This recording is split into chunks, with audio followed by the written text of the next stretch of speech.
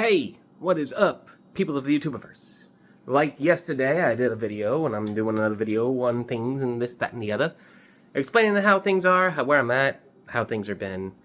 I had me experience, again, nothing like the other day with the dude who was just way too close, made me feel really uncomfortable. Like, I was trying to take my wallet out, I felt the dude on my arm when I was taking my wallet out of my pocket. I'm like, what the heck? I look behind me, it's some older Indian guy. Well, someone from India, older India person, Middle Eastern. So they don't have much personal space thing when it comes to what Americans like. Freaked me out, I'll admit that. Did some videos on it, took it down afterwards because I realized I was too hype and I probably was I didn't say anything, but my body language and vibe was obviously like, I'm tense, I'm unhappy, and I don't want any group, culture, anything. I don't want any country to feel like I'm attacking them or nothing. So I felt like in the smallest way, my body language and how upset I was might have put a negative opinion out to the Middle Eastern people, and I did not want to do that. I did not want to do that. I don't care where you're from. If you're a good person, you're a good person. I have met so many others of different sizes, sexes, and colors that have been amazing, and at the same time, the scummiest people I've ever met. So, it don't matter what you look at on the outside. What matters is how you act, and I've seen some class acts. Let me say that. Anywho, so what I'm on here today, the thing that happened to me was actually something that upset me a little bit, because I did have someone who was homeless ask me if I can buy them some food. I eat like one or two, if I eat 2 meals a day, I'm lucky. But I really eat mostly 1 meal a day. Y'all have seen my videos, taking care of these animals, looking after these creatures. It's not cheap. The money I have to put in to clean, feed, and I don't give them any water from the sink either. You know, I'm buying waters for them. I'm making sure they're getting the best quality all the way down to what they drinking. Especially for the frogs and reptiles. Even the smallest amount of chlorine in your system can cause illness over time and unaliving in extreme cases. That is just, it's bad. I've seen it. It's bad. It's not good. So I've had a couple of comments like, I wish I had this many animals. Oh, I wish I can do this. It's not easy. It's hard. You sacrifice. You give up to give to them. You know why I don't care doing that? Because they never chose what they into. Animal trade, the pet trade, can be wicked and disgusting. Because I go to these Repticons and stuff, and I hear about some of these tables. I see some of these tables where, like, I just want to get rid of these animals. I'm not taking them back home with me. I'll give you the best discount I can just to get these out of my face. Like, that kind of vibe. It's just like, whoa, that's a living creature. Y'all need to take a step back. If you can't handle it, don't breed. That's straight up. And I'm not backing off on this, like, seriously. And not just with reptiles, but you got bunnies, dogs, cats. People get too crazy in breeding, wanting too much money. Y'all gonna be like them big companies like PetSmart and Petco and stuff, where y'all flooding yourself with too many animals, and you can't take care of them all. And some of them might suffer. Some of them might not do good. Why am I so adamant about saying this? Is because I was there. I wanted to take care of them, though. I wasn't breeding. I didn't want to make money off these animals, but when I was working with PetSmart, not just the animals at the store, but people were just bringing in animals. So many geckos and stuff, like the Mediterranean house geckos. People would bring in anoles and skinks, the blue tail skinks, the little ones. Get that 5-6 inches when they're full grown. I did some more research on my skinks and stuff, like the natural, normal blue tail skinks that you find in North Carolina area.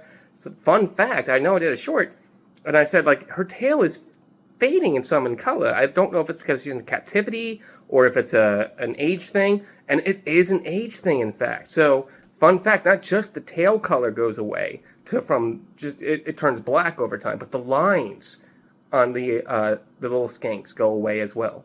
So you do not see adult skinks very much, probably because they know how to hide better. The ones we see the most are the juveniles still trying to learn how to get around in life. And that's wild to me. That's awesome. So I learned a new thing. So, but you can tell male and female blue-tailed skinks because males will get kind of a reddish face or head, like their whole neck up area. When I say with the face head area, like all this will turn like a reddish color. And okay, because that's weird. Because why would you have your most colorful spot on your most vulnerable spot? So nature's amazing.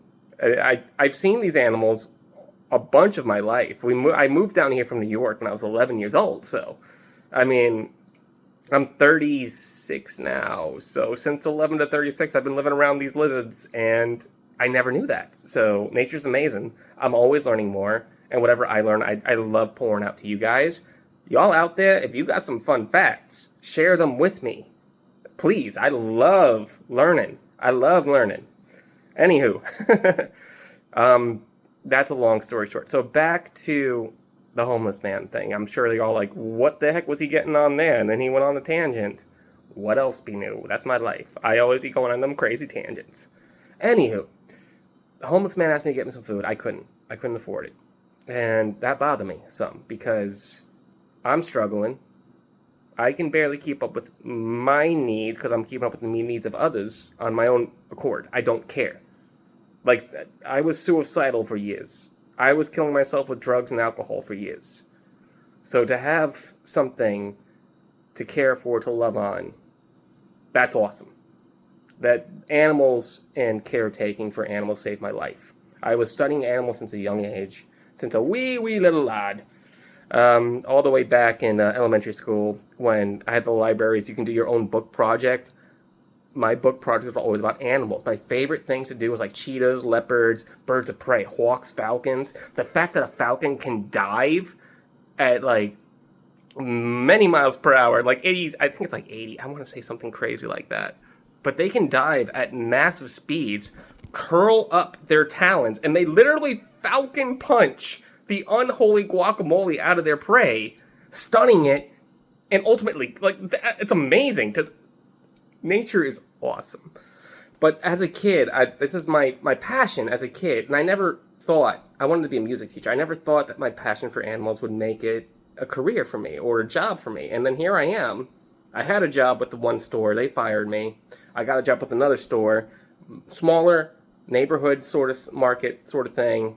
You probably don't even know the name of this place, but I'm still not going to say it because I'm going to be respectful to my employers and my company. This is my channel, not theirs. So with that, I'm thankful for the employment. I love the fact that they made me a manager for pet care. I am pet care manager. I am department manager. I'm literally the only pet care guy at the store. It's so small, you know? But I love that. And I keep telling them if we ever get anybody on the team who's good with animals and stuff, I'd love to teach them stuff. I'd love to get them on to like learning about all this stuff. At the store I work at, we don't even have reptiles or birds. It's just small animals, as you might have seen with some of the videos with Buttercup and everything. And then fish, which is amazing because the fish that they have is awesome. I love that they don't overcrowd. I love that. So this is a fun little video thing, something good. I guess long story short from the beginning, I'm so sorry to that man who was probably more hungry than I was. I literally had no money. I am trying. I spent almost a decade of my life floating through it. And when you do that, it's going to take more than just a little bit to recover from it. I've been back on 6 years or so, like early 30s, late 20s is when I started to change my life. And it has been a blessing. And every day, I'm working on being a better person. So I'm doing this video, giving you a bit of my story, and I'm letting you all know I want to help you. I hope one day I can get me some sponsors with this channel. I hope one day I can do something to give back. Because I feel y'all. I'm with you.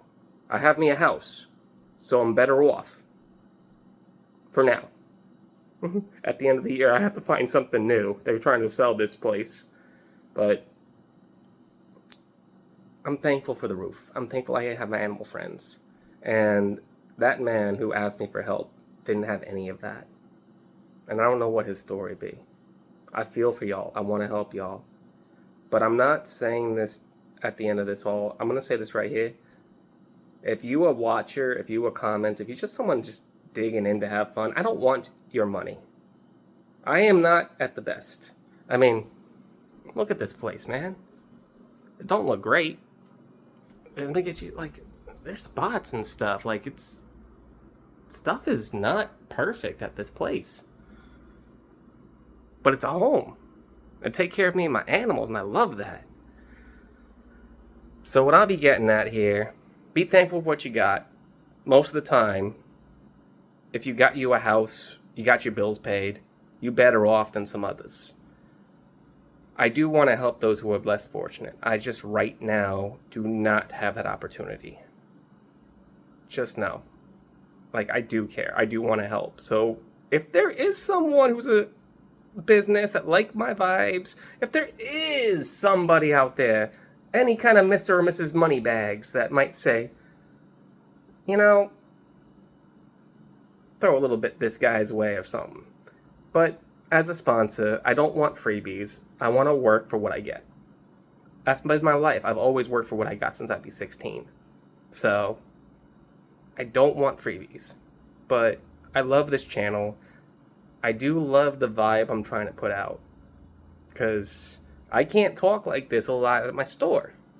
So what I do here, just say my mind, you know? Unfiltered, no script, just me, without my glasses, so you got the drifty eye sometimes. If you see my right eye drifting, I'm sorry.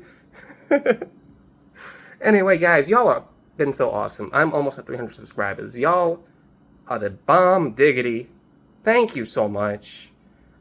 Keep looking out for others. If you do have the money to help someone, be careful at the same time. Don't give money away willy-nilly. If they need food, give them food. If they need water, give them water.